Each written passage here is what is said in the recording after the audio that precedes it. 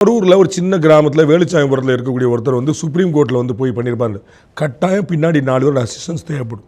அப்போ நமக்கு நல்லது செய்யணும். சுப்ரீம் கோர்ட்டில் முதல்ல அவர் எப்படி கேஸ் போடுவார்? அவர் வந்து யாராவது தூண்டி விட்டாங்க, யாரோ பின் அதெல்லாம் விட்டுருங்க. முதல்ல எப்படி கேஸ் போடுவார்? சுப்ரீம் கோர்ட் எப்படி இருக்குன்னு தெரியுமா அவருக்கு? சுப்ரீம் கோர்ட் முன்ன போயிருக்காரா? கருப்பாசு எப்படி? அப்போ கட்டாயம் 10 பேருடைய அறிவுரை ஆலோசனைகள் நடைமுறை இருக்கும். அது இல்லைன்னு சொல்லி அங்கே போகும்போது நான் ஏற்கனவே சொல்லிட்டேன், வழக்கறிஞர்கள் 4 புது பாயிண்ட் எடுப்பாங்க.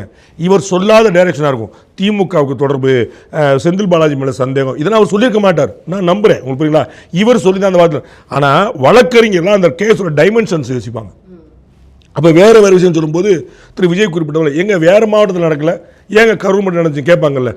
திரு ஆதவர்ஜன் நான் பேட்டி வந்து கொடுக்குறாருல, எந்த மாவட்டத்திலையும் எங்களை வரவேற்றது இல்லை, இந்த மாவட்டத்தில் மாவட்ட இலையில் வந்து வரவேற்றுட்டு போனாங்க, நாங்கள் இங்கேயே கூட பேசுகிறோம் இல்லை அங்கே தான் வந்து பேசணும், இவ்வளோ விஷயம் பேட்டி கொடுக்குறாரு.